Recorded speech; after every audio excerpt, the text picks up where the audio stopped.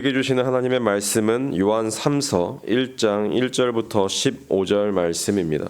요한 3서 1장 1절부터 15절 말씀입니다. 저희가 하나님의 말씀을 한 절씩 교독하신 후에 마지막 절은 같이 읽겠습니다. 장로인 나는 사랑하는 가이오 곧 내가 참으로 사랑하는 자에게 편지하노라. 사랑하는 자여, 내 영혼이 잘됨 같이 내가 범사에 잘되고 강건하기를 내가 간구하노라. 형제들이 와서 내게 있는 진리를 증언하되 내가 진리 안에서 행한다 하니 내가 심히 기뻐하노라.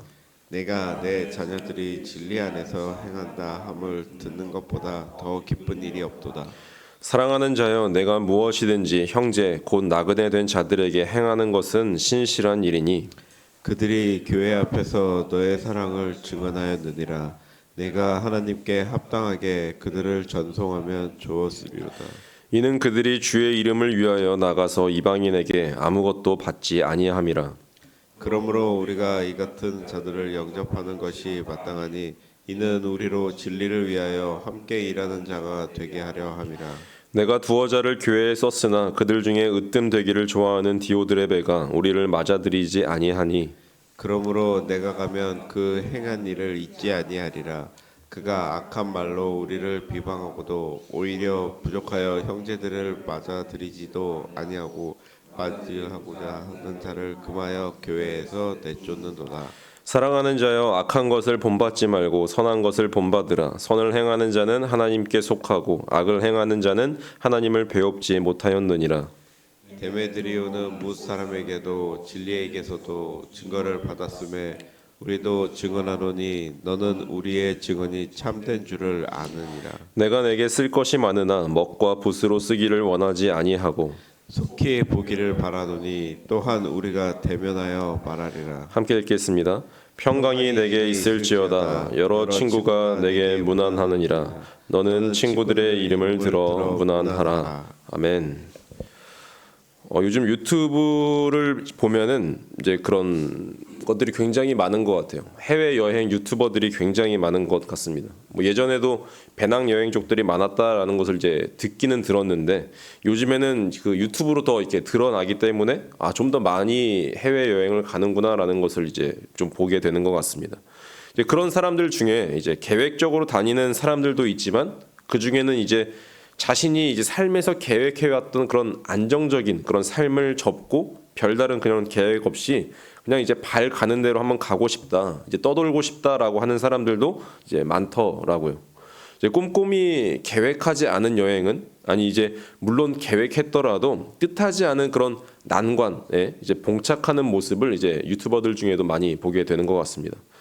하지만 이제 여행자들에게 이제 난관이 이제 닥쳤는데 이제 그런 고백이 터져 나올 때가 있습니다. 이제 그런 난관 속에서 이제 그 유튜버들이 받을 때, 여행자들이 받을 때 전혀 뜻밖의 도움이라든지 아니면 이제 기대하지 않은 이제 선물 같은 그런 만남을 마주할 기회가 온다라는 고백을 이제 많이 합니다.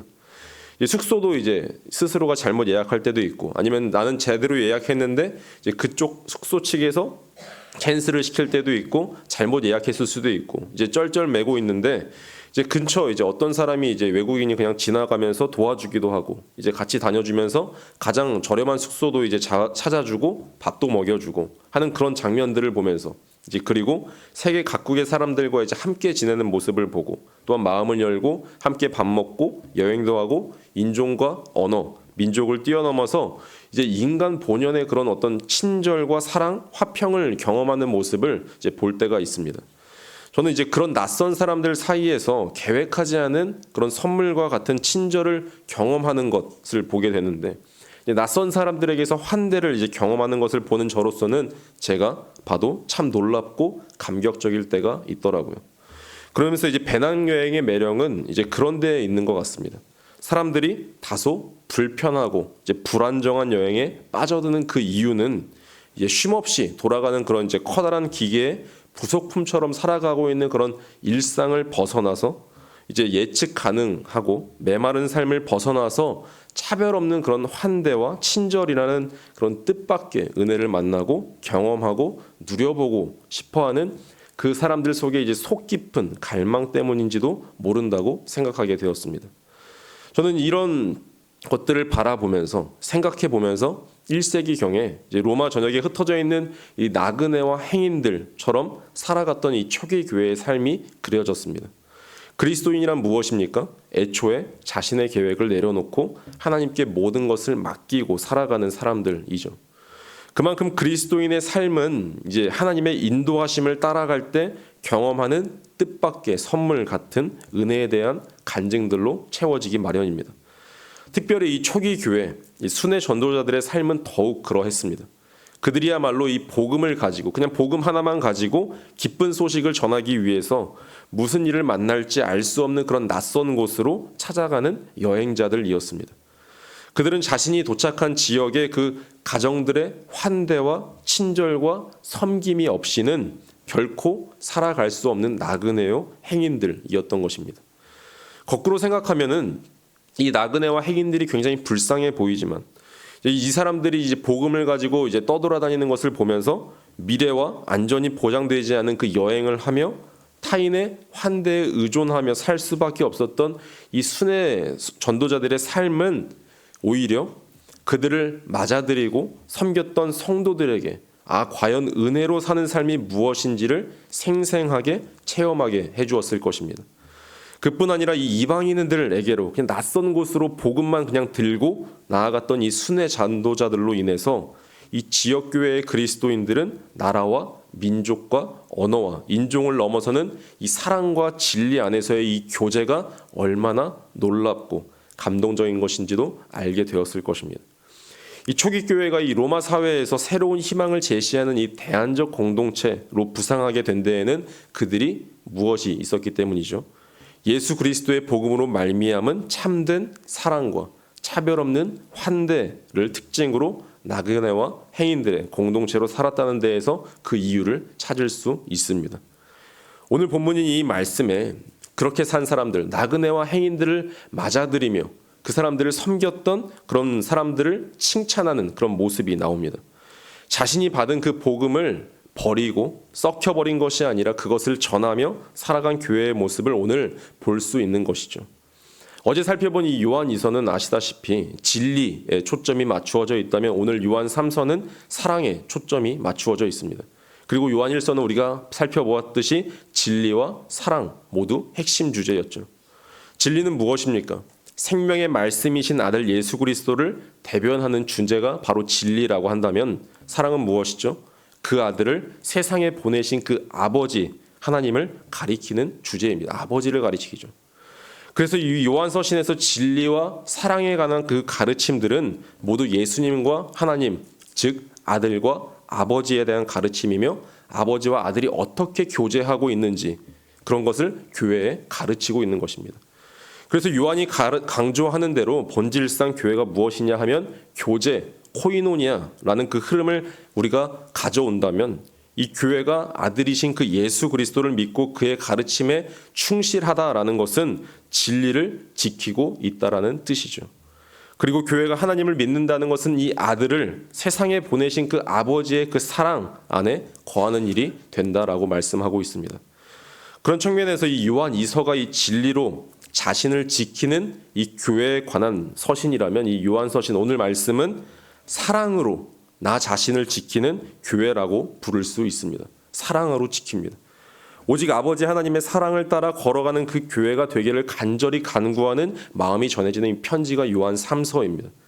그래서 이 요한 사도가 기뻐하면서 쓰는 편지를 자세히 보시면 이제 기뻐하는 이유가 나와요. 3절 말씀인데요. 형제들이 와서 내게 있는 그 진리를 증언하되 내가 진리 안에서 행한다 하니 내가 심히 기뻐하노라. 왜 심히 기뻐합니까? 자신에게 있는 그 진리를 증언하는 일에 너가 힘쓰고 있구나라는 것에 굉장히 기쁘다라는 것입니다. 그리고 그 진리 안에서 행하면서 살아가는 것이 참으로 기쁘구나라고 말씀하고 있는 것이죠. 멀리 다른 도시에서 이 복음 전파에 대한 이 가이오 그리고 또한 이 교회에 대한 이런 진심과 헌신의 소식을 들었던 이 장로 요한은 굉장히 기쁘고 그런 가이오가 이런 교회가 굉장히 사랑스러웠던 것이죠. 그래서 편지 내내 3번이나 이야기합니다. 사랑하는 자 가이오, 사랑하는 자를 부르기를 주저하지 않습니다. 얼마나 사랑스러우면 계속 이렇게 이야기하는 것일까요? 그만큼 이 요한, 이 장로의 이 마음에는 가이오가 진리의 복음에 합당하게 살아가고 있었던 것이죠. 이 사실을 보면 우리 그리스도인들, 교회로서 어떻게 살아야 하는지가 나옵니다. 진실로 거듭난 그리스도인들, 참된 교회는 언제나 예수 그리스도의 복음을 열정적으로 사모하고 전파하기를 그 무엇보다 힘쓰고 애씁니다. 복음 전파를 향한 그 식을 줄 모르는 그 열정, 그것이 살아있는 그 교회의 가장 본질적인 표지라는 것이죠. 어떤 지역교회가 이제 하나님의 사랑, 곧 하나님께 받은 사랑, 하나님을 사랑하는 그 사랑이 식으면 가장 먼저 일어나는 일이 아시다시피 선교, 곧 예수 그리스도의 복음을 전파하는 일에 열정과 헌신을 잃습니다. 아버지의 사랑이 있는 곳에는 무엇이 있습니까? 반드시 그 아들의 복음이 뜨겁게 전해집니다. 그 아들의 살아있는 복음이 전해지는 곳에는 언제나 그 아들을 보내신 그 아버지의 사랑이 차고 넘칩니다. 뗄래야 뗄 수가 없죠. 가이오는 이 진리 안에서 그 사랑을 뜨겁게 전하던 그리스도인이었습니다. 하나님의 사랑을 깊이 깨달았던 그 요한 사도, 그 장로 요한은 어찌 그를 사랑하지 않을 수 있었을까요? 사랑하면 사는 이제 바른 길을 잘 가고 있다고 또한 끝까지 그 길을 잘 가라고 이 장로 요한은 복을 빌어주고 있죠. 그래서 오늘 2절 말씀이 굉장히 유명한 말씀이잖아요. 근데 이 복은 그냥 복이 아니라 예수님께서 우리에게 가르쳐 주신 그 복, 팔복의 삶을 살라고 하시는 것처럼 들립니다. 이미 죄로 더러워져 죽음과 허무의 지배 아래 놓여 있던 이 세상에서 우리가 살면서 그냥 우리가 이곳에서 잘 먹고 풍요하게 사는 것 그 자체가 진정한 복일 될 리가 없습니다.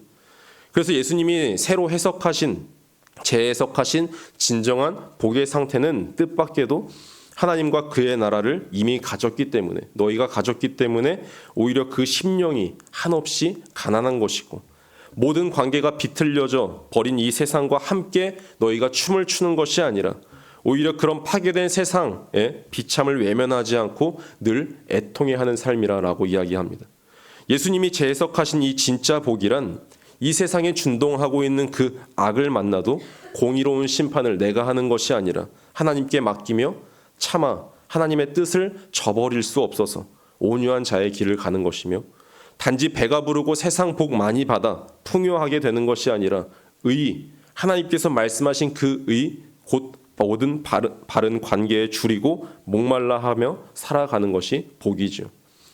하나님과 깨어진 관계, 나 자신과 이웃과의 그 파괴된 관계, 그리고 피조물 안에 파괴된 질서를 회복하기를 소원하고 애통하며 애쓰는 그 상태가 복받은 상태입니다. 그래서 예수님께서 말씀하신 그 참된 복은 우리가 하나님께 긍휼을 입었듯이 우리도 그 넘치는 긍휼을 흘려보내는 것이고, 모든 것이 오염된 세상 속에서 청결한 마음으로 하나님을 바라보는 것이며, 전쟁과 다툼의 참혹 속에서도 오직 화평케 하는 그런 하나님의 자녀의 길을 가는 것입니다. 이것이 진짜 복이죠. 복음은 무엇입니까? 우리가 복음 나눔을 하면서 너무나 많이 들었습니다. 명확히 실제하는 그 죄에 대하여, 의에 대하여, 심판에 대하여 증거하시는 성령의 증거를 믿는 것입니다. 우리가 그것을 믿는 것이죠. 이미 오셔서 죄와 죽음을 이기시고 승리하신 그 예수 그리스도와 그가 가져오실 그의 나라, 곧 하나님의 최종적인 구원과 심판, 그리고 온 세상의 재창조에 관한 것이 복음입니다. 그래서 저희 교회가 복음 나눔을 하고 또한 그 복음의 적용을 위해서 애쓰고 있지 않습니까? 우리가 그것을 왜 하고 있을까요? 교회란 무엇입니까? 자신이 알고 또 누리고 있는 그 복음의 크기와 영광만큼만 살게 되어 있기 때문에 그렇습니다. 우리가 알고 있는 그 예수 그리스도의 크기와 영광이 곧 우리의 신앙과 인생의 크기와 영광을 결정합니다. 오늘도 아들이신 그 예수님을 따라 아버지의 사랑 안에서 살아가시기를 간절히 축원합니다. 기도하시겠습니다. 아들을 복으로 주신 아버지 하나님 감사합니다. 주시는 분이시기에, 우리의 오늘도 공급자이시기에, 오늘 우리에게 호흡을 그리고 또한 기도할 수 있는 이 생명을 주심에도 감사드립니다. 그렇기에 오늘 저희는 아들이신 그 주 예수 그리스도를 더욱 사랑하며 전하며 살아가기를 원합니다. 우리의 왕이신 그 예수님을 따라 아버지의 사랑 안에서 살아가는 하루를 보내기를 간절히 소망하오니 하나님 우리 한 사람 한 사람 다스려 주시고 만져 주시기를 간절히 원합니다. 하나님 더불어 기도하는 것은 모든 선교사님들 가운데 정말 그 복음을 전하기 위해 그 땅과 그 민족을 위해 섬기며 또한 눈물로 기도하고 계시는 모든 분들이 계신데 하나님께서 그 모든 필요를 채우시고 하나님께서 더하여 주시기를 간절히 원합니다. 하나님 그렇기에 정말 주님께서 주시는 그 은혜와 사랑으로 말미암아 그 민족을 더욱더 세우고 정말 복음을 전하는 그 일에 앞장설 수 있기를 간절히 원하오니 하나님 그 모든 선교사님들 모든 그 가정들 붙들어 주시기를 간절히 원합니다. 하나님 더불어 기도하는 것은 모든 다음 세대 정말 오늘도 이제 토요학교가 진행되고 있는데 하나님 그 안에서 정말 함께 기뻐 뛰놀며 정말 주님을 더욱더 알아가며 기쁨으로 만나는 우리 아이들 될 수 있게 해주시고 하나님의 말씀이 심겨짐으로 말미암아 주님을 더욱더 사랑하며 나아가는 우리 아이들 세워질 수 있기를 간절히 소망합니다. 하나님 그렇게 정말 섬기는 모든 교사 선생님들과 모든 교역자들 하나님께서 붙들어 주시고 하나님께서 지혜를 더해 주시고 한 사람 한 사람 가운데 주님의 사랑을 더욱더 부어 주시기를 간절히 원하오니 하나님께서 그 모든 것을 통하여 홀로 영광 받아 주옵소서. 감사드리며 우리를 구원하신 주 예수 그리스도의 이름으로 기도드립니다. 아멘.